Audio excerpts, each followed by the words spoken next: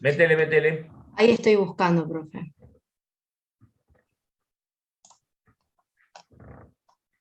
Bueno, una de las cosas que quería saber Ujú. es, no sé cómo se pronuncia bien esta bacteria, la que es la de Malay, Ujú. el bacilo Vale, gram negativo. Bueno, yo vale. quería saber cómo es la puerta de entrada, cómo se contagia. O sea, es por contacto directo con las secreciones. ¿Mm? Sí. Por contacto directo con las secreciones. Es una zoonosis, está en Brasil, es más, bueno, ahora tenemos las fronteras cerradas, pero en su momento fue un gran susto que hubo a nivel, digamos, de SENASA, porque había habido, viste que nosotros tenemos una frontera muy grande y muy permeable, entonces como es una enfermedad que afecta a caballos y en esta zona del sur de Brasil se llaman justamente la región Gaúcha, porque es muy parecida a lo que es Corrientes. ¿No? Ujú. Incluso tienen un acento muy parecido al correntino y escuchan chamamés pero en portugués. Entonces hay mucho contacto, entonces había mucho temor que se introdujese la enfermedad en nuestro país. ¿Mm? A ver, eh, es una enfermedad que está en nuestras fronteras, pero no está dentro, no la tenemos nosotros. Y es por contacto directo. La gente que se infecta al estar, o sea, a ver, no se va a infectar un odontólogo por atender a una persona. Se Claro. va a infectar una persona que cuide animales, que trabaje con animales que estén enfermos. ¿Eh? Ese es el punto. Y es serio porque no se piensa en ella debido a que no es común y ahí está el problema, cuando no pensás en una enfermedad y aparece. ¿Mm? Como Bien, yo profe. ya les he dicho, por ejemplo, Paracoccidioides brasilensis, que lo vamos a ver cuando veamos hongos, es una patología que uno no piensa porque no es para nada común y bueno, cuando se presenta un caso puede tardar en reconocerse, pero existe, existe y está acá a nuestras puertas. Como en su momento fiebre amarilla, por ejemplo, decíamos, ¿para qué vemos fiebre amarilla? Bueno, hoy día si viajas a determinados países, si no llevas el certificado de vacuna de fiebre amarilla no te dejan entrar. Entonces, ¿por qué no entienden que nosotros tenemos los casos de fiebre amarilla a 1400 kilómetros al norte? No lo entienden. O si viaja un tipo que vive en Ushuaia, que está a 3.000 o 4.000 kilómetros de los casos de fiebre amarilla. Pero bueno, nos engloban a todos dentro de lo que es un país con fiebre amarilla positiva. Eh, Profe, después otra cosa que habla es dime, el diagnóstico bacteriológico. Dice tinción, pero ¿cuál de todas sería? la tinción de Gram, Ah, con tinción bien. de Gram, con Después, tinción de profe, Gram, o eh, bien todo lo que sean bacilos ácido alcohol resistentes, sabés que no se tiñen con tinción de Gram, tenés que hacer Cien-Nielsen. sí. Después, profe, en la cepacia, en la parte de Cepacia, diagnóstico, sí, esa. sí. Habla de medio BD, OFP, BLA. Me costó Es, bastante entender todo eso. es el nombre del Sí, medio, sí, es pero el nombre del medio. me costó entenderlo del resto. Googlealo, copialo y googlealo y te va a aparecer el medio de cultivo, todas las características que tiene, porque es el nombre, es como Mm, si yo te digo, qué sé yo, el nombre de una galletita, criollita. Bueno, ¿por qué le dicen criollita? Y bueno, el nombre, criollita. El nombre es una sigla justamente de los componentes que tiene, pero se llama así, se llama así. de buenas a primeras, si en algún momento, qué sé yo, en algún final te quieren poner nota y te preguntan, a lo sumo podés decir medios específicos para el cultivo. Ah, bien, mejor ¿Mm? entonces. De Sí, cualquier manera, yo te te lo tengo que dar. ¿Mm? está Te lo bien, tengo que profe. dar. ¿Mm? Después del maltofilia, lo que quería saber es qué Maltófila. causa, porque no encontré ahí en ese No, pago. no, no, o sea, Ah, no importa. ya está. Ah, Lo listo, con eso lo más alcanza. importante, sí, sí, sí, sí, sí, Bien, sí, ya demasiado, demasiado, demasiado. Incluso ya te digo, eh, eh, hay cosas que son más importantes, sin ningún lugar a dudas, que otras. Y por ahí tenés cuadros así en grosso que tenés que saberlo. Ponele Pseudomonas aeruginosa. Y es importante por el hecho de que es una bacteria que puede llegar a causarte infecciones donde vos la dejes que te cause, en cualquier parte. Es una de las bacterias que te puede llegar a llevar a un trasplante de córnea. ¿Mm? Eh, yo tengo una amiga que eh, un día tiene lentes de contacto y se fue a la isla, así estuvieron navegando con un velerito, y bueno, el velero, viste, te lleva también mucho esfuerzo físico si tenés viento, que tenés que estar tirándote para equilibrar el velero. Vino medio destruida, se tiró en la cama, dice, bueno, descanso un ratito y me levanto, me baño, y se quedó dormida. El otro día se levantó y tenía pegado eh, la lente en la córnea. Se le hizo una úlcera, se le infectó con unas pseudomonas y de casualidad no terminó en un trasplante de córnea. Y era una pseudomona en una, en la lentilla, en un lente de contacto. Vos decís, ¿cómo cuerno fue a parar las pseudomonas ahí?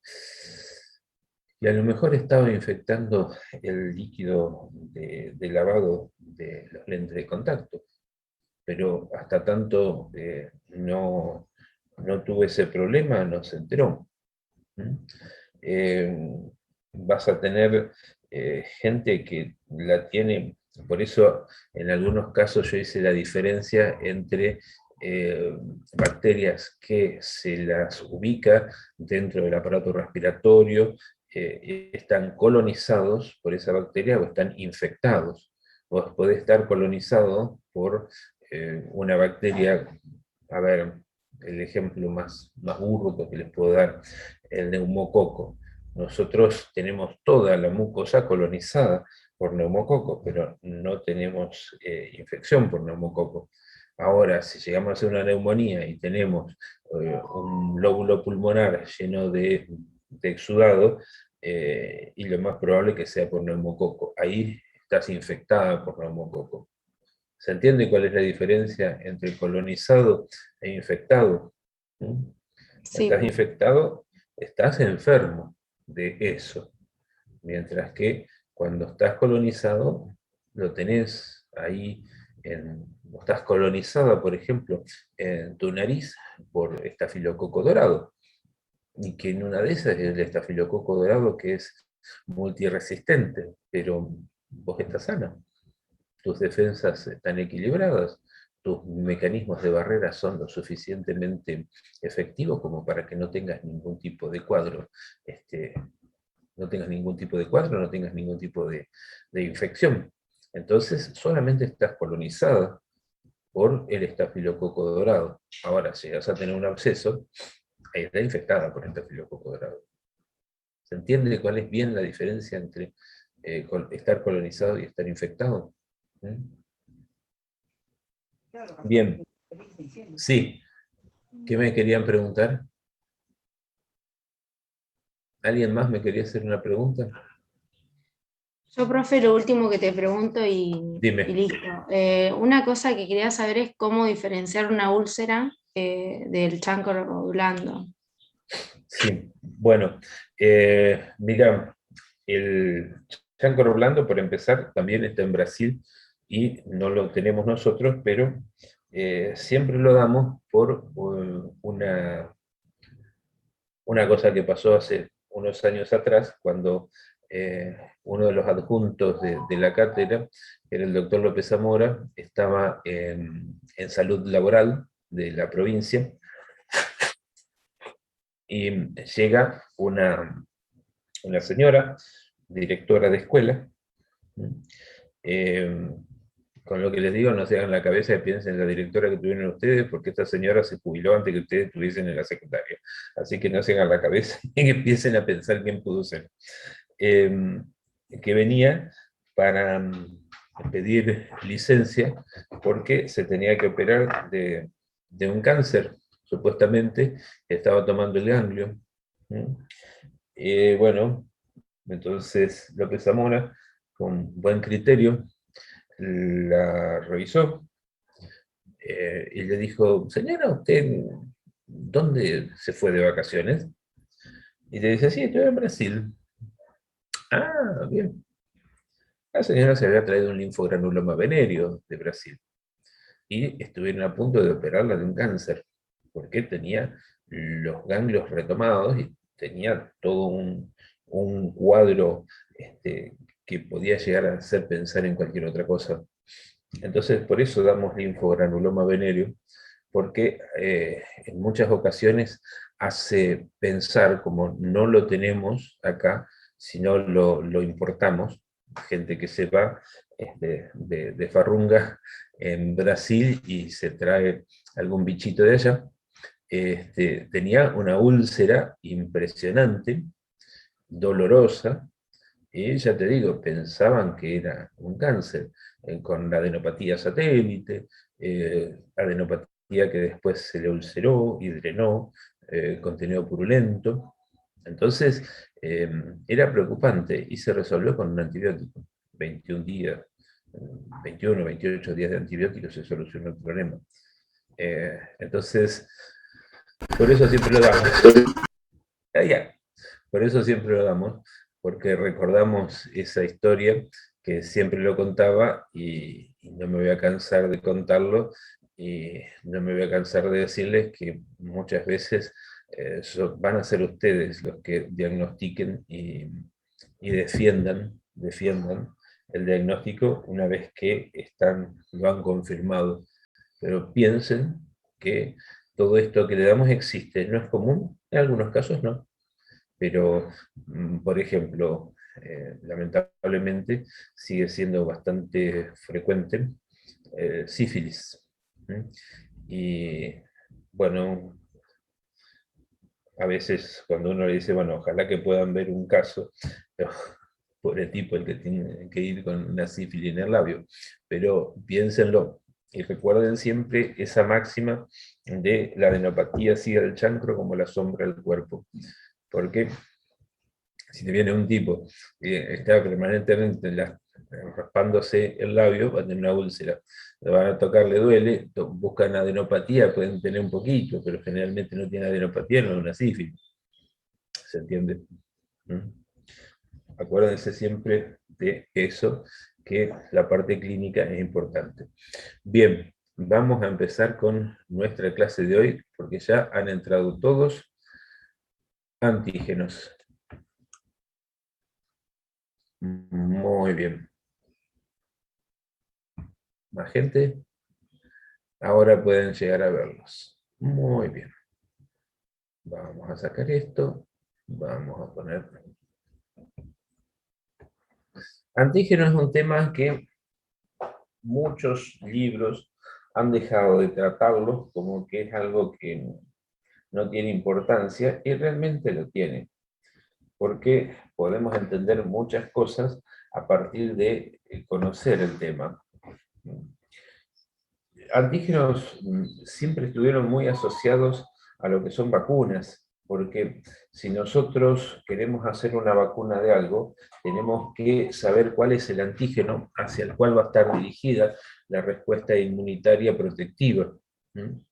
Fíjense lo que nos está pasando en estos tiempos de la pandemia del coronavirus, se tuvo que conocer la estructura del coronavirus y cuál era el antígeno que daba protección. Y una vez que se conoció, entonces se pudo hacer una vacuna o algo parecido, que es lo que ahora está tan en boga, que es la parte de la transfectación de genes.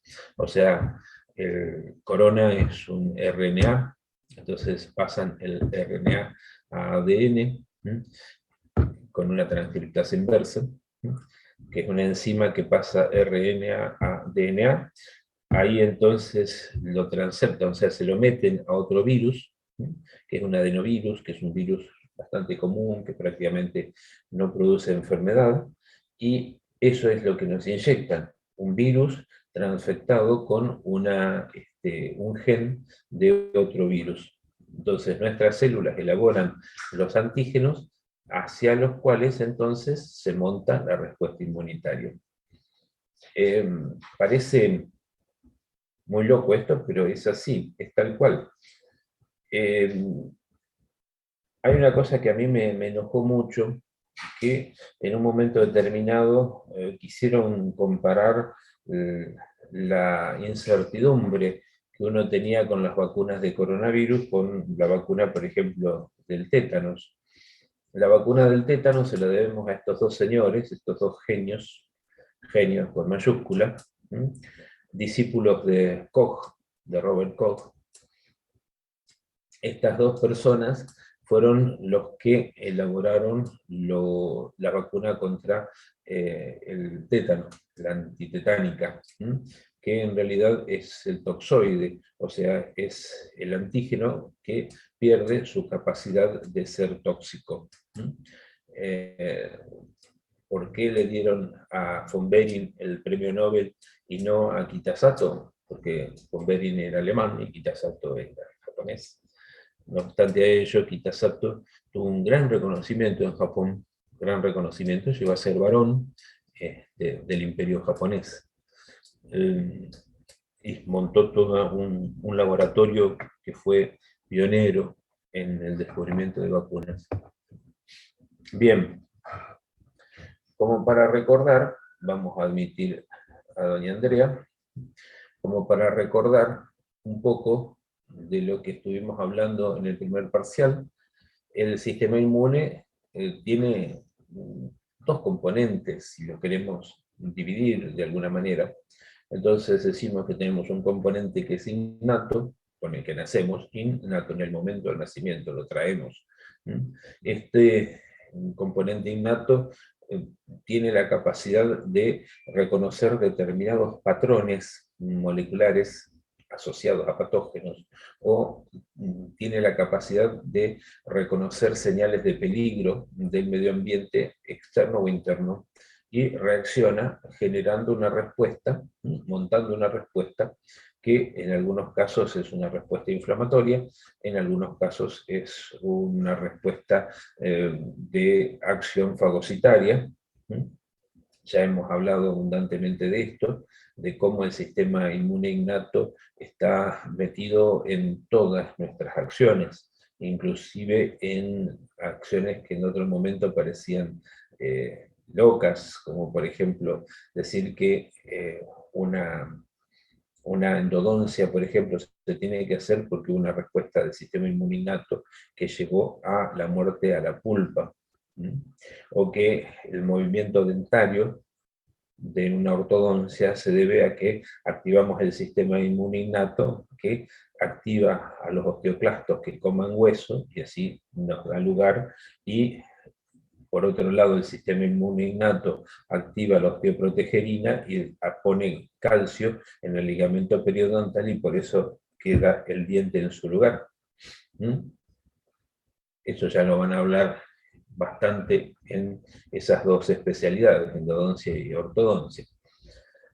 Ahora, el sistema inmune innato de por sí es lento, tarda en lograr dominar una infección, y su basamento más importante después de dominar una infección es pasarle la información al sistema inmune adquirido o específico, en la cual a través de la producción de células o de anticuerpos va a ir en búsqueda de esos elementos, esas estructuras que dieron origen a la respuesta inmune. Entonces acá tenemos que hablar de que esas estructuras se llaman antígeno o se llaman inmunógeno. Muchos autores los dan como sinónimos. Tanto antígeno como inmunógeno dicen que es lo mismo. Como nos basamos en Rojas, en el libro de Rojas Montoya, él hace en las últimas ediciones una diferencia grande. A mí me gusta mucho esta definición de antígeno, que dice que es toda estructura capaz de interactuar con un receptor de linfocito.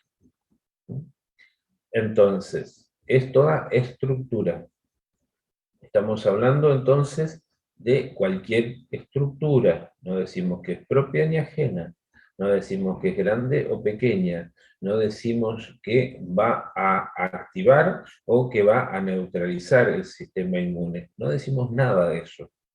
Decimos que es una estructura que interactúa con un receptor del linfocito T o del linfocito B. Punto. Si hablamos del linfocito B, sabemos que es capaz de actuar o interactuar con anticuerpos, ¿no? Bien, ahora, esta es una gran diferencia, que es la introducción nuevamente de esta palabra inmunógeno, separado de antígeno, y decimos que también es una estructura extraña. Ahí ya cambiamos. Es una estructura extraña, capaz de generar una respuesta. Antes no decíamos que genera una respuesta. ¿Podía llegar a hacerlo? No. Por parte del hospedador y reaccionar con el producto de ella. O sea, es una estructura que es capaz de generar una respuesta inmune, por ejemplo, a través de anticuerpos, y después interactúa con los anticuerpos y forma complejos inmunes. Ejemplo, una vacuna antitetánica. Nosotros colocamos un toxoide tetánico, el toxoide tetánico entonces interactúa, porque también es antígeno, ¿no? Interactúa con los macrófagos lo procesan, al procesarlo se lo presentan a los linfocitos entonces activan a los linfocitos B y se forman anticuerpos. Entonces, una sustancia extraña, en este caso el toxoide tetánico, genera una respuesta inmune y luego interactúa con los anticuerpos de esa respuesta que generó.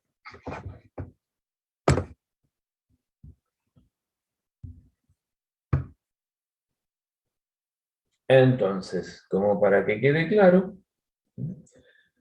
los receptores de antígenos linfocitarios, que son capaces de reconocer una estructura, o sea, un antígeno, se va a llamar TCR, en el caso de los linfocitos T, TCR, pero fíjense acá que se los deja bien claro. Un TCR solamente puede reconocer a un antígeno procesado, no natural, no nativo, procesado. Ya vamos a ver que esto tienen que ser muy poquitos aminoácidos, presentados en un, ahora sí, complejo de histocompatibilidad propio. Puede ser clase 1 o clase 2, en este caso el ejemplo es clase 2. Ahora, un linfocito B que tiene en sus superficies anticuerpos puede reconocer antígenos nativos individuales o en cualquier posición. Esa es una enorme diferencia debido justamente al tipo de actividad que va a tener. El linfocito T va a producir sustancias que, si es un linfocito T helper, va a inducir una actividad en otras células, y si es un linfocito citotóxico, entonces va a inducir la muerte de la célula a la cual reconoció el antígeno. Mientras que el linfocito B va a transformarse en plasmocito y va a comenzar a generar grandes cantidades de anticuerpos. Hasta que, en un momento determinado, ya empiezan a sobrar anticuerpos que se colocan en determinados receptores del plasmocito y el plasmocito se suicida, entra en apoptosis. Bien, entonces, tiene que quedar claro que es estructura, es una partícula, es una partícula, es una estructura. Puede ser una proteína, puede ser un lípido, puede ser un hidrato de carbono, un ácido nuclear, pero es una estructura. Básicamente es una estructura tridimensional. El epitope, o determinante antigénico, es una parte pequeña de la molécula antigénica. Entonces, para que se entienda esto, yo siempre les hago la siguiente comparación. Imagínense que ustedes, nosotros, todos, somos humanos y entonces homológuenlo a que cada uno de nosotros somos proteínas humanas. Somos proteínas humanas. Ahora, ¿cómo sabemos? Nosotros pues tenemos la luz y tenemos órganos de los sentidos, pero otras proteínas no tienen la capacidad de ver. Otras proteínas lo único que pueden hacer es detectar zonas de mayor o menor capacidad de unión. Ya vamos a ver cómo es esa unión. Entonces, imagínense que si yo soy un anticuerpo y mis anticuerpos van a detectar a través de las manos una estructura, de ninguna manera puedo llegar a reconocer una estructura completa. Voy a poder reconocer solamente una partecita de esa estructura, de un pequeño número de aminoácidos. Ahora, ese pequeño número de aminoácidos es el sitio que va a reconocer el anticuerpo o la inmunoglobulina o el TCR, en el caso de que se corte el pedazo y lo presente un complejo principal de histocompatibilidad. No todas las partes de la molécula es inmunogénica. Vamos a ver. Volvamos al ejemplo entonces de que nosotros somos una proteína humana. ¿Qué cosa en todo nuestro cuerpo nos identifica como humanos? Hay determinadas estructuras que son muy características del humano. Vamos a ver, sin ningún lugar a dudas, algo que nos diferencia absolutamente del resto es la nariz. Nuestra nariz es muy propia nuestra. Es una estructura, entonces, que si lo homologamos también a una inmunoglobulina, puede llegar a reconocer una nariz. No va a reconocer a todo el cuerpo, va a reconocer nariz como determinante antigénico. ¿Qué otra estructura de nuestro cuerpo nos hace muy humanos? Las orejas.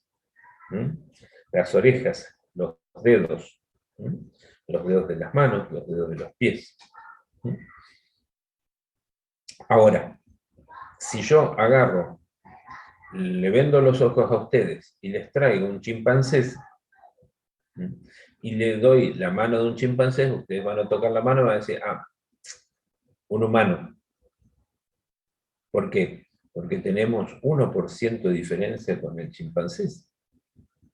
O sea, hace unos 7 millones de años tuvimos un ancestro común que se dividió en varias ramas y que una de esas ramas siguió la evolución como seres humanos. ¿Qué pasa? Si yo les traigo, voy a admitir a otro, Si yo les traigo a ustedes a un perro, ustedes le tocan el hocico y dicen, ah, un perro, no tienen duda. O si les traigo, qué sé yo, un conejo, bueno, parecido a un gato, pero le tocan las orejas y dicen, ah, un conejo. Entonces, eso es más o menos lo que hacen los anticuerpos. Detectan estructuras, ¿no?, que son muy características de una, por ejemplo, una proteína, de una especie. Entonces, gracias a detectar esas estructuras, es capaz el sistema inmune de saber si es propia o si es ajena. ¿Se entendió la homología con lo que es un humano? Ustedes, qué sé yo, llevan un gato y le tocan las garras y dicen, ah, es un gato. No tienen dudas. Ahora, fíjense lo que yo les decía de las diferencias que puede haber entre un chimpancé y un humano. La nariz del chimpancé no tiene nada que ver con la nariz del humano. Ahí está el 1% de diferencia. Eso es lo que nos diferencia como especies. Pero el resto somos muy parecidos. Entonces, qué sé yo, podemos dar de esos un montonazo de ejemplos. Ahora, esta estructura tiene que tener una condición, tener una cierta rigidez, o sea, ser siempre, puede haber narices un poco más grande, un poco más chica, un poco más respingada, pero siempre va a ser una nariz. Nunca van a tomar ustedes a una nariz por un, qué sé yo, un dedo. ¿Por qué? Porque esto tiene rigidez estructural. Ustedes no van a confundir un dedo con una oreja, porque tiene rigidez estructural. Lo que no tiene rigidez estructural, por ejemplo el pelo, puede llegar a ser confundido, porque no tiene rigidez estructural para decir que siempre va a estar igual, siempre va a ser igual. El pelo carece de rigidez estructural. Bien, entonces decimos que un antígeno puede tener varios epitopes diferentes. Cuanto mayor número de epitopes diferentes, mayor va a ser la respuesta inmune que se monte contra él. Vamos al ejemplo. De vuelta del humano y del mono. Yo traigo una molécula, una proteína de mono, y la inyecto en un humano, y no va a haber demasiada respuesta inmune porque es muy escaso el número de determinantes antigénicos diferentes. Ahora, si yo inyecto una proteína de ave, ahí sí hay muchísimas diferencias, porque hace unos, más o menos en unos 350 millones de años, de 350 y 400 millones de años, nos separamos como especie. Lo que después llegarían a ser los mamíferos, se separaron de los que fueron después los dinosaurios, y sabemos hoy día que los dinosaurios evolucionaron a lo que hoy son las aves. Los grandes dinosaurios se murieron y los pequeños dinosaurios pudieron sobrevivir y esos evolucionaron hasta ser aves. Entonces, como hace tanta cantidad de años que nos separamos como especies, tenemos muchísimas diferencias entre nosotros y por lo tanto la respuesta, cada determinante antigénico distinto va a estimular un clon, o sea, una célula distinta. Si nosotros tenemos 350 diferencias con esa proteína que me inyectaron, va a haber 350 clones distintos de linfocitos B que van a activarse y van a generar anticuerpos. Por lo tanto, la respuesta inmune contra ese antígeno que tiene 350 epitopes diferentes va a ser tremenda. Mientras que si pongo una proteína de mono, la diferencia va a ser mínima. A veces puede llegar a producirse una respuesta inmune, pero va a ser muy baja. El tamaño máximo de los epitopes es 3000 Armstrong cúbicos, Y después, la zona del anticuerpo que reconoce al antígeno se llama paratope. La zona del antígeno que toma contacto con el anticuerpo se llama epitope. La zona del anticuerpo que toma contacto con el epitope se llama paratope. Bien. Continuemos. Acá algunos dibujitos como para que se entienda. Esto es un antígeno pequeño con un determinante antigénico o epitope. Este epitope es reconocido por el linfocito B, que tras varias cosas más, que ya las vamos a ir comentando, en la medida en que vayamos avanzando en la materia, va a transformarse en plasmocito, va a generar anticuerpos, y estos anticuerpos, que son exactamente iguales, esta parte es exactamente igual a la que estaba pegada a la membrana del linfocito B, entonces va a reconocer al antígeno a través del epitope. Y como para que quede claro, un antígeno puede tener distintos determinantes antigénicos y cada determinante antigénico distinto va a ir a generar un anticuerpo distinto para cada uno.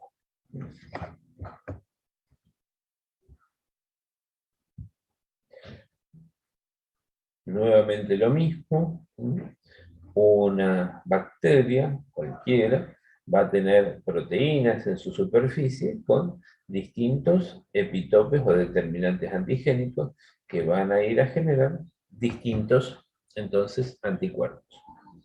Muy bien. Vamos a ver. Ah, me queda feo.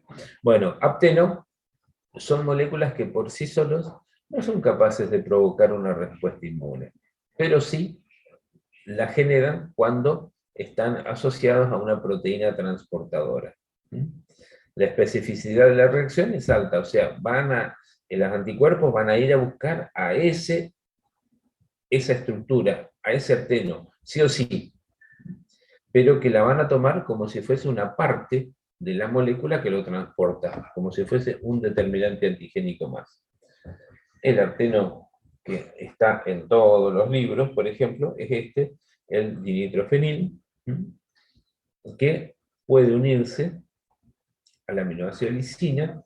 Entonces, esta pequeñísima estructura, este pequeñísimo grupo dinitrofenil, es capaz entonces de activar la respuesta inmune solamente si está unido a todo este pedazo de proteína.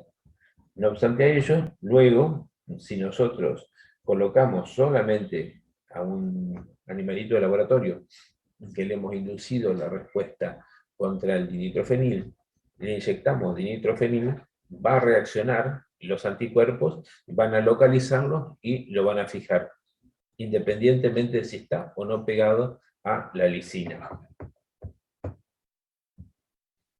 Entonces, fíjense, moléculas de bajo peso molecular no son inmunogénicas, no son capaces de generar respuesta inmune, por lo general de baja complejidad estructural. Esto es discutible, pero es así. Entonces, el apteno más un transportador, acarreador, carrier o como quieran llamarlo, induce una respuesta inmunitaria. El ejemplo que yo siempre pongo es, por ejemplo, un determinante antigénico que se pega al determinante antigénico oreja de un humano. Esto entonces es muy pequeña estructura que está adosada a una molécula transportadora. Y mientras estaba mirando la cámara, también pueden ser los anteojos. Los anteojos están pegados a mí, pero no son míos. Y si nosotros ponemos el ejemplo de que somos proteínas humanas, entonces se puede montar una respuesta inmune contra anteojos solamente si lo llevo puesto. Luego, cuando están sueltos, pueden reaccionar una vez que generaron los anticuerpos. Bueno, los anticuerpos de inmunoglobulina, lo vamos a ver en la próxima clase de inmuno, son proteínas globulares que son del grupo o corren como gamma globulinas, son producidas por células plasmáticas y reaccionan específicamente contra el antígeno que le dio origen, o mejor dicho, contra el determinante antigénico que le dio origen. Ya vamos a ver que son 4 cadenas unidas con 2 regiones funcionales distintas. Bien. Nuevamente, célula, el receptor de antígeno de la célula B o del linfocito B es un anticuerpo, reconoce al epitope, por ejemplo, en la superficie de una bacteria, se activa y luego de la activación se va a transformar en célula plasmática. Fíjense que quede muy claro que la célula B o el linfocito B es el único que tiene anticuerpos como receptores de membrana. El plasmocito es la célula a la cual evoluciona el linfocito B, pero ya no es un linfocito B, es un plasmocito. Ya no tiene en su superficie anticuerpos de membrana, los perdió. Está produciendo los anticuerpos de membrana que había tenido en su membrana, anticuerpos, está exportando al medio los anticuerpos que cuando era linfocito B tenía en su membrana.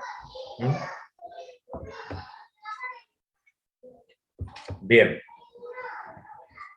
Entonces, hay algunos factores que afectan a la inmunogenicidad, o sea, a la potencia de la respuesta que se va a montar. Y uno de esos factores es la exogenicidad. Exógeno, o sea, cuán distante está en la escala filogenética esa proteína, esa estructura del hospedador que va a reaccionar contra ella.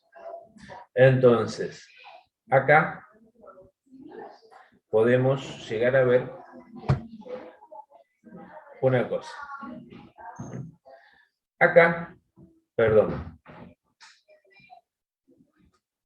vemos la estructura de la cadena alfa, los 20 primeros aminoácidos de la cadena alfa de la hemoglobina de estas 3 especies: el hombre, el caballo, otro mamífero, y la gallina. En amarillo están cuando existen diferencias de aminoácidos en las 3 especies, en rojo cuando la diferencia es de 2 especies con una tercera, y en negro están todas la serie de aminoácidos iguales. Entonces, a ver, si queda claro, fíjense que todos provenimos de una célula primordial, porque en una hemoglobina, 2 especies tan distintas como lo son la especie humana con una gallina, sin embargo, coincidimos en un montón de aminoácidos. A lo largo de los miles de años, entonces, fueron cambiándose fueron produciéndose mutaciones que a lo largo del tiempo se acumularon y llegaron a convertir a un individuo que era exactamente igual o muy parecido a otro en algo tan distinto como es una gallina de un humano, de un caballo. Esas mutaciones entonces se fueron fijando básicamente en la medida en que la especie fue exitosa en la evolución. Si nos vamos a las diferencias que hay en la cadena alfa de 4 mamíferos, vemos, por ejemplo, que en toda la cadena alfa de la hemoglobina, con el gorila, un primo hermano cercano, tenemos un aminoácido de diferencia. Con el cerdo, 19 aminoácidos de diferencia. Y con el conejo, 26 aminoácidos de diferencia. O sea, esto nos está diciendo que el ancestro común, del ancestro común, nos separamos mucho antes del que después fue o evolucionó hacia conejo, mucho antes del que después nos dividimos y terminamos siendo humanos y cerdos. Ahora, algo gracioso, ¿no? Si ustedes se fijan, nosotros somos más parecidos al cerdo que el gorila y el conejo. Eso, una cosa como para tenerlo en cuenta. Muy bien. Tamaño molecular. Cuanto más grande la molécula, más probabilidad hay de que tenga un mayor número de determinantes antigénicos distintos. Complejidad molecular. Una molécula, por ejemplo, por más que sea proteína, la gelatina, no tiene complejidad molecular, es una repetición de aminoácidos similares, por lo tanto, esa proteína prácticamente no es inmunogénica. Podemos inyectarnos gelatina que no vamos a reaccionar nunca, no vamos a hacer una defensa, no vamos a montar una respuesta inmune contra la gelatina, porque carece de complejidad molecular. Ahí entonces vemos que la complejidad molecular va a estar dado en, por ejemplo, la estructura primaria, la estructura secundaria, o la terciaria, o la cuaternaria.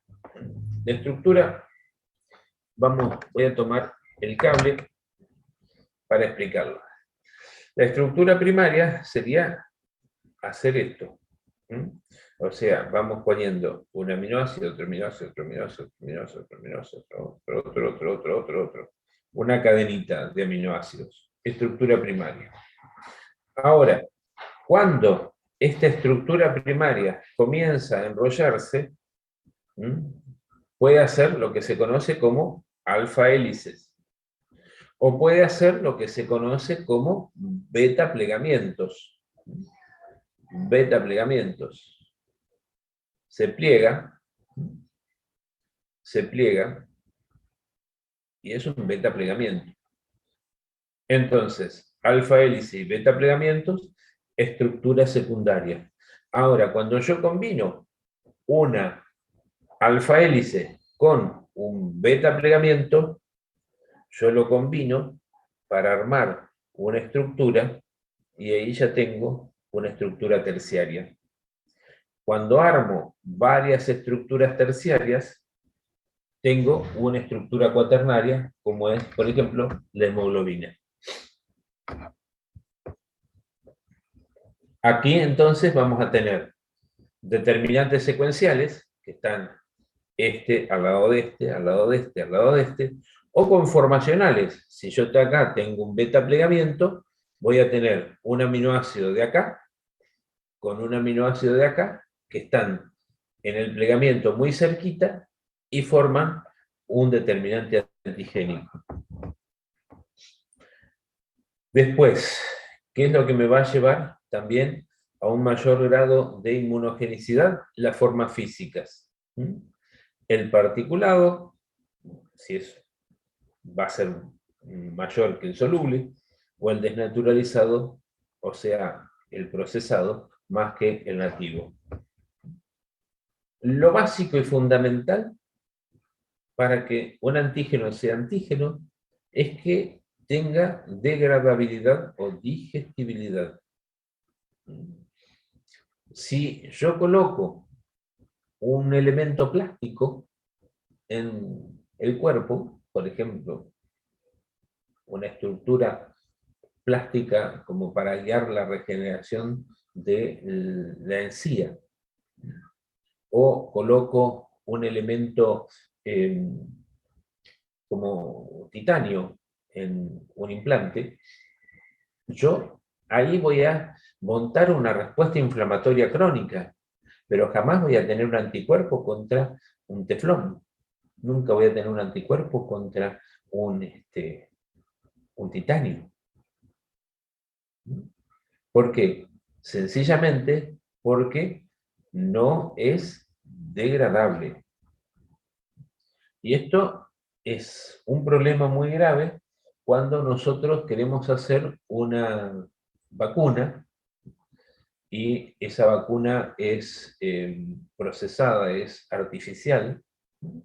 Entonces tengo que tener mucho cuidado porque nuestras enzimas son capaces de digerir solamente los aminoácidos en posición LEVO y no en posición dextro. Por esa razón, entonces, hay que tener mucho cuidado de cómo se arman estas estructuras cuando estamos haciendo una vacuna artificial. Ya que si no tenemos degradabilidad, el antígeno no puede ser procesado y presentado por una célula presentadora de antígeno. Después también vamos a tener factores genéticos que influencian, factores de especie y factores individuales. Hay factores, los individuales, por ejemplo, un 4% de la población, 4 o 5% de la población, no va a responder nunca a una vacuna. Ustedes van a escuchar, sobre todo ahora que está tan de moda el tema vacunas, que hay gente que no reaccionó contra la vacuna. Y no reaccionó por dos motivos. Puede haber sido de que no iba a reaccionar porque genéticamente no estaba preparado para eso, y eso se los voy a explicar en la parte genética de la formación de anticuerpos, o en el caso específico de la vacuna contra coronavirus, es posible como sobre todo en las vacunas rusas o en las de Oxford, AstraZeneca, que son vehículos en otro virus, es posible que tengamos anticuerpos contra el virus que es vehículo de ese ácido nucleico que generaría teóricamente la proteína del virus. Entonces, por esa causa, no vamos a reaccionar. La otra es la edad. Los dos extremos de la vida son los que menos van a responder, los bebés y los ancianos. La carga eléctrica, las partículas cargadas son más inmunogénicas que las neutras. Perdón. Y después, también la dosis. Y esto es importante para cuando hablamos de vacunas. ¿Por qué? Porque si yo uso un eje de coordenadas cartesianas, vamos a buscar algo más clarito, entonces un eje de coordenadas cartesianas, y pongo entonces acá respuesta de anticuerpos, y acá concentración de antígenos.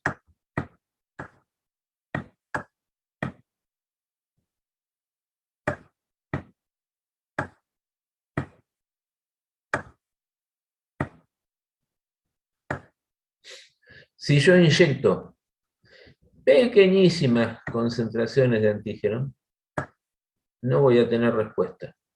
O por el contrario, voy a tener respuestas negativas. Voy a inducir entonces menos respuesta. ¿Esto para qué me sirve? Esto es fundamental porque forma parte de la terapia contra la alergia. Si yo tengo, entonces, una persona alérgica y logro determinar correctamente la estructura del antígeno hacia el cual esa persona es alérgica, le voy a comenzar a inyectar pequeñísimas cantidades del antígeno en forma secuencial, con la idea de que, lejos de estimular la respuesta inmune, la baje. Ahora, en la medida que vamos avanzando en la concentración, ya aquí, supónganse que quiero lograr la concentración ideal para una vacuna, aquí, a esta concentración, ya tengo una pequeña cantidad de anticuerpos. A esta concentración tengo un poquito más. A esta concentración, de una primera me salta acá.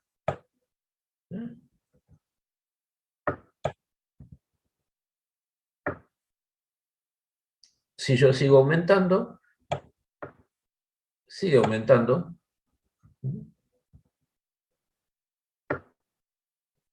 Sigo aumentando y acá me baja la cantidad de anticuerpos.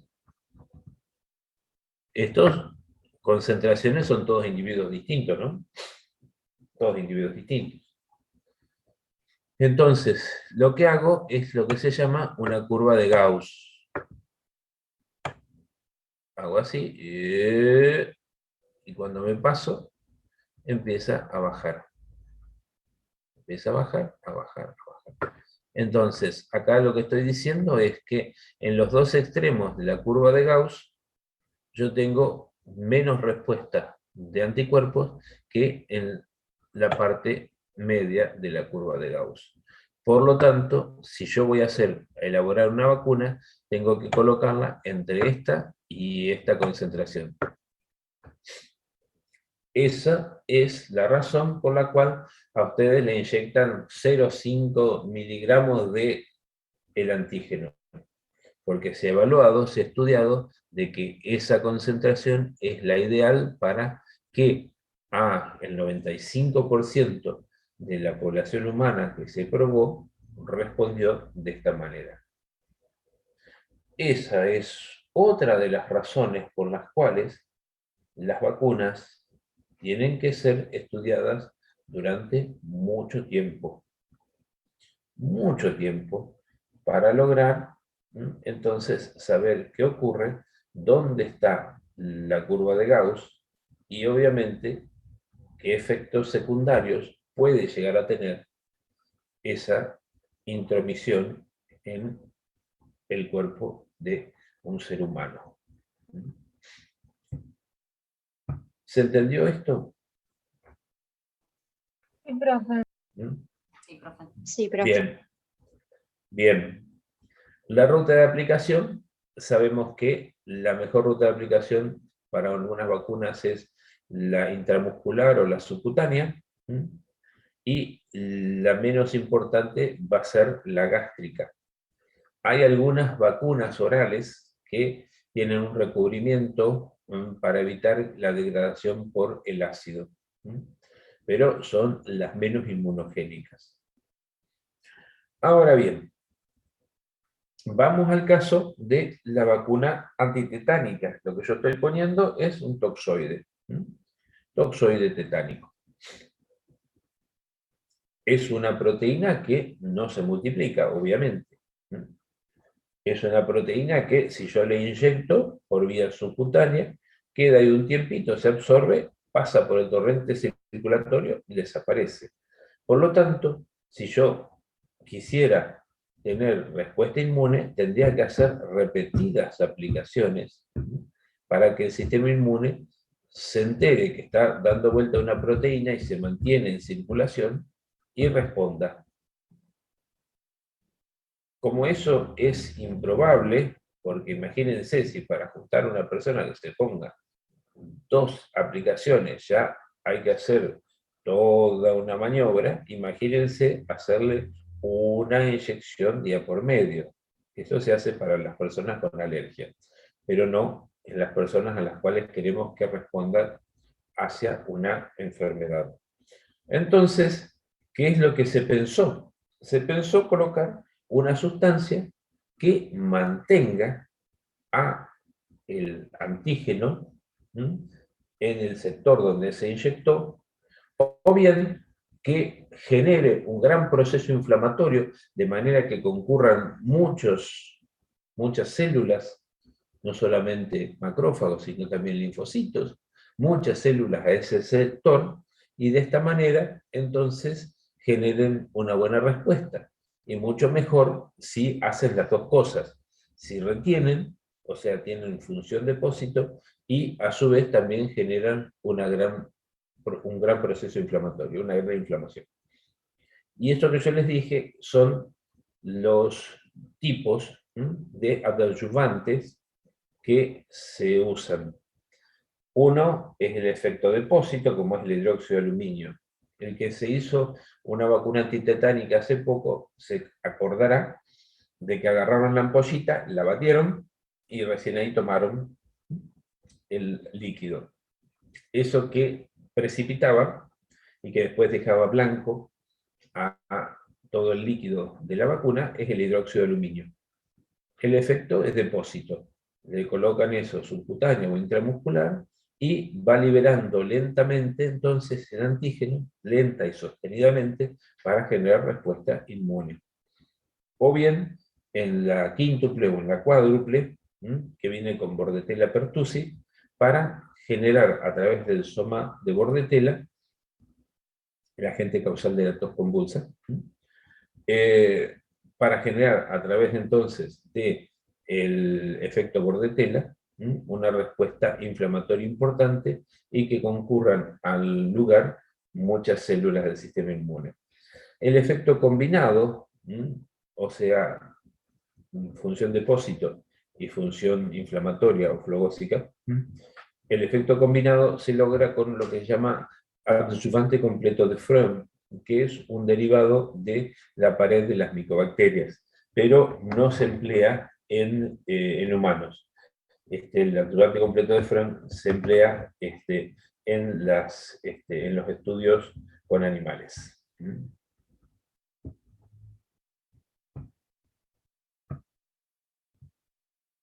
Sigamos. Rápidamente, entonces, dijimos que los inmunógenos, sin ningún lugar a dudas, los mejores inmunógenos son las proteínas, porque tienen la rigidez estructural, tienen la variabilidad y el mayor número de determinantes antigénicos distintos. Luego le siguen los polisacáridos, bastante detrás en potencia. Luego le siguen los ácidos nucleicos, y finalmente los lípidos. Los lípidos por la falta, de cierta manera, de rigidez estructural que puede tener un lípido. No obstante ello, algunos glucolípidos o fosfolípidos pueden ser inmunogénicos y desencadenar una respuesta. Hablamos de los polisacáridos y tenemos que decir que es el ejemplo típico de los antígenos T independientes. Ya vamos a ver esto. Son antígenos que van a tomar contacto con una célula especial que se llama linfocito B1, no van a necesitar de la interacción con linfocito T, por eso se llaman T independientes, para activar al linfocito B que se transforma en plasmocito y genere anticuerpos. Es el ejemplo de los polisacáridos capsulares, los lipopolisacáridos y los flagelos. Las proteínas son las características dependientes, de acuerdo a la capacidad de generar respuesta es muy alta y necesita el linfocito B de la interacción con los linfocitos T. Esto ya lo vimos. Los Profe, lípidos... ¿puede volver a la diapositiva de proteínas, por favor? Proteínas. Espera, que vamos a sacarlo para que se vea mejor. Ahí se va a ver mejor. Ahí está, muchas gracias. Muy bien. Entonces, bueno, los carrier aptenos ya lo describimos, ¿no? Son, entonces, los carriers son proteínas que transportan a estas estructuras de bajo peso molecular. Y el ejemplo, ¿no? El ejemplo que siempre les pongo es, por ejemplo, por qué una estructura de tan poco peso, tan liviana, como el anillo penicilánico, que es la base de las penicilinas, de las cefalosporinas, ¿no? O los anestésicos locales pueden generar una respuesta alérgica, que es una respuesta inflamatoria generalizada y muy estereotipada. Y es justamente debido a que el anillo penicilánico o los anestésicos locales son aptenos. Son moléculas de bajo peso molecular que al conjugarse con proteínas, entonces pueden generar una respuesta inmune en su contra. Los lípidos también son T-dependientes, necesitan de la interacción entre el linfocito T y el linfocito B para que éste pase a ser plasmocito y genere anticuerpos. Y los ejemplos son los lipopolisacáridos, las paredes de, por ejemplo, las micobacterias o las lipoproteínas. También, por ejemplo, el colesterol. Algunas hormonas esteroideas, que pueden llegar a generar anticuerpos, antihormonas. La vitamina A, que también tiene una estructura similar, la vitamina D. Bien. Determinantes antigénicos, entonces, el reconocimiento por linfocitos B y anticuerpos. Sabemos que el linfocito B tiene receptores de superficie que son anticuerpos, por lo tanto va a reconocer proteínas, polisacáridos, ácidos nucleicos, determinantes secuenciales o lineales, conformacionales, o sea, acepta cualquier cosa el anticuerpo. El tamaño son de 4 a 8 aminoácidos. Residuo se llama residuo al aminoácido porque al principio de lo que era la biología, a las proteínas se las procesaba con enzimas que producían entonces residuos, que eran los aminoácidos, y entonces contaban los aminoácidos y podían saber cómo estaban constituidos. Pero, bueno, quedó el término residuo como, digamos, un sinónimo de aminoácidos. Bien, estos son entonces los epitopes conformacionales. Si estuviesen en la misma línea serían los epitopes secuenciales. Pasemos rápido. Bien. Insisto con esto, y voy a volver sobre el tema varias veces. El linfocito T, o los linfocitos T, necesitan, para reconocer a un antigénico, que el mismo esté procesado y esté presentado en un complejo principal de histocompatibilidad. O una célula presentadora, por ejemplo, el CD1. Pero nunca va a poder reconocer un antígeno nativo o natural. Ejemplo, me inyecto el toxoide titánico. El que lo puede reconocer es el linfocito B, pero nunca lo va a poder reconocer así, tal cual entró, un linfocito T. Necesita entonces que venga el macrófago, lo fagocite, lo procese y se lo presente. Y un macrófago del mismo individuo. El tamaño va entre 8 a 15 aminoácidos. Y el número es limitado porque siempre tiene que estar unido a un complejo principal de histocompatibilidad. Bien. Vuelvo Profe, sobre... disculpa, Dime. ¿puede volver al anterior? A ver. Espera que salgo para que se vea mejor. Ahí está, gracias. Muy bien.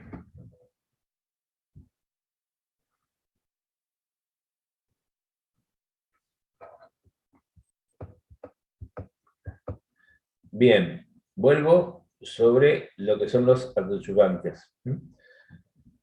Acuérdense que eran sustancias que iban a potenciar o iban a permitir que el sistema inmune tomase contacto durante más tiempo con el antígeno y de esta manera se generase una respuesta. Entonces decimos, son sustancias orgánicas o inorgánicas. Bordetella pertussi, sustancia orgánica. El hidróxido de aluminio, sustancia inorgánica, que se agregan en la producción de vacunas a un virus, una bacteria inactivado, a fin de provocar un secuestro antigénico, producir una respuesta inflamatoria local y o inducir una respuesta inmune con el objetivo de intensificar la inmunidad, simulando reestimulaciones periódicas, o sea, simulando revacunaciones. Una cosa es hacerme una vacuna con hidróxido de aluminio y otra cosa es estar haciéndome durante 2 semanas, cada día por medio, cada 2 días, una vacuna de toxoide tetánico. Según su capacidad de generar la reacción inmune, son antigénicos, como por ejemplo, les decía, el adyuvante completo de Fram, o fracciones bacterianas, como el soma de Bordetella pertussi, o no antigénicos, como el hidróxido de aluminio, los aceites, agentes tensioactivos, saponinas, que son detergentes, o la protamina zinc. Según la composición, orgánicos e inorgánicos, y según el tipo, ya les había dicho, sales de aluminio, emulsiones de agua o aceite, adyuvante incompleto de Fram, agentes de superficie activa, las saponinas, que son detergentes, fracciones bacterianas, en este caso el ribosín o Bordetella pertussi, carbohidratos complejos, el dextransulfato, los glucanos, o los adyuvantes mixtos que tienen las dos cosas. En el secuestro antigénico, los depósitos liberan lenta y gradualmente el antígeno. Se forma una especie de granuloma cuando le coloco algún tipo de sustancias para lograr que vengan las células de la defensa y vayan lentamente produciendo la fagocitosis y la presentación antigénica. Y eso lo logro con las saponinas o el adyuvante de Fram. También puedo llegar a producir, generar una gran inflamación y activar a los linfocitos, como es el caso de Bordetella pertussi o el Dextran, o las fracciones bacterianas que producen un estímulo de la producción de anticuerpos. Bien, más de lo mismo, sigamos que me quedo sin tiempo. Los antígenos, por su origen, van a ser los antígenos humanos, propios o autoantígenos, mis antígenos. De especie o aloantígenos, esto lo vamos a explicar en la próxima clase. Los extraños o xenoantígenos, por ejemplo, lo que yo les contaba del uso que ahora se está popularizando de vacunar a caballos con el virus de coronavirus, ¿no? Entonces, el caballo genera sus anticuerpos, le saco suero al caballo, purifico todo lo que sea anticuerpos y se lo inyecto a una persona. Los anticuerpos del caballo van a ir por el virus, pero ¿qué pasa? El caballo, ya vimos que tiene varios aminoácidos de diferencia con nosotros. Por lo tanto, nuestro sistema inmune va a reaccionar contra esos antígenos extraños o xenoantígenos. También son xenoantígenos, por ejemplo, los virus, las bacterias que pueden llegar a ingresar. Y algunos que son compartidos o heterófilos, como en el caso que habíamos visto del estreptococo beta-hemolítico, que puede compartir determinantes antigénicos con las células del corazón y producir la fiebre reumática. Entonces, autoantígeno, yo a mí mismo. Isoantígenos de la misma especie, aloantígenos parecidos, senoantígenos, nada que ver. Por su origen van a ser bacterianos, virales, fúngicos o parasitarios. Bacterianos en la pared bacteriana. Virales pueden ser del core, más raro, cápside generalmente, o la envoltura, en el caso de ser envelope. Los antígenos fúngicos y parasitarios, vamos a pasarlos. Y estamos llegando al final del horario. Entonces, el sistema inmune adquirido va a estar restringido a una estructura en particular. Reacciona contra un antígeno específico. No a cualquiera, a ese. Estrictamente a ese. No va a hacer lo mismo, algo parecido. Tiene que ser ese. El sistema inmune innato, en cambio, tiene una amplia red de posibilidades para enganchar. O sea, si va a reconocer manosa, cualquier bacteria que tenga manosa la va a prender y va a reaccionar. ¿Se entiende esto? Esa es una gran diferencia entre el sistema inmune adquirido y el innato. El sistema inmune innato, entonces acuérdense, reconoce patrones moleculares asociados a patógenos a través de los receptores de reconocimiento de patrones. Acuérdense que eran entonces, por ejemplo, los TLR, de los cuales son de inmensa importancia en la odontología, sobre todo en periodoncia, el TLR2 y básicamente el TLR4. El TLR4 es común que algunas personas, sobre todo algunas chicas que se ponen aritos, que hacen unas reacciones, le dicen reacción alérgica, y que en realidad es una reacción de tipo 4, debido a que algunos componentes del arito, que no es oro, ni es acero quirúrgico, esos componentes entonces activan TLR4. TLR4 genera, monta, o sea, a través del fagocito, monta una respuesta inflamatoria que se vuelve crónica, que aparecen los linfocitos, que activan a los macrófagos, esos macrófagos vuelcan sustancias y producen entonces la lesión en donde está el aro. Es muy importante en la parte de periodoncia los TLR4 porque van a reconocer a los lipopolisacáridos de las gram negativas, que son las bacterias que mayormente están en la bolsa periodontal.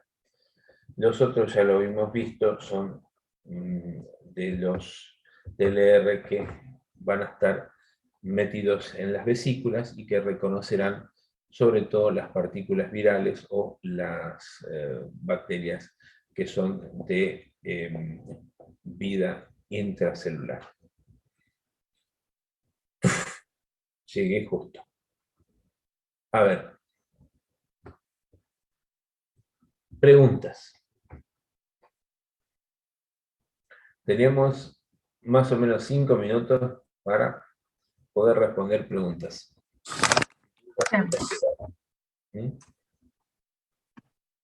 Profe, Dime. los antígenos que están, o sea, la clasificación de los antígenos en los humanos, ¿están los propios y los de especie y los aloantígenos son lo mismo o son distintos? Claro, tal cual. O sea, a ver, suponte, una persona se quema. Entonces, esa persona le hacen una cirugía estética que le corren un pedazo de la piel y se la ponen donde falta mucha piel, y eso lo suturan, sacan otro pedacito de piel y la llevan a donde falta piel, y esa parte que cortaron la suturan. Eso es un auto injerto. Un injerto de su propia piel. Ahí puede llegar a haber rechazo, que no es rechazo, sino que o se infecta o perdieron la irrigación. Cuando vos perdés irrigación en un injerto, entonces está condenado al fracaso. Ahora, es posible que, por ejemplo, ustedes van a hacer eso, van a hacer un implante y se encuentran que la persona no tiene buen hueso o ha perdido mucho hueso porque le hicieron una extracción muy traumática, entonces hubo una gran reabsorción y no tienen hueso para meter un implante. ¿Qué hacen? Un trasplante de hueso. Generalmente lo que se usa es hueso cadavérico de otro ser humano y le colocan el pedazo de hueso para que genere hueso, para que pueda la persona generar sobre la base de ese hueso cadavérico su nuevo hueso.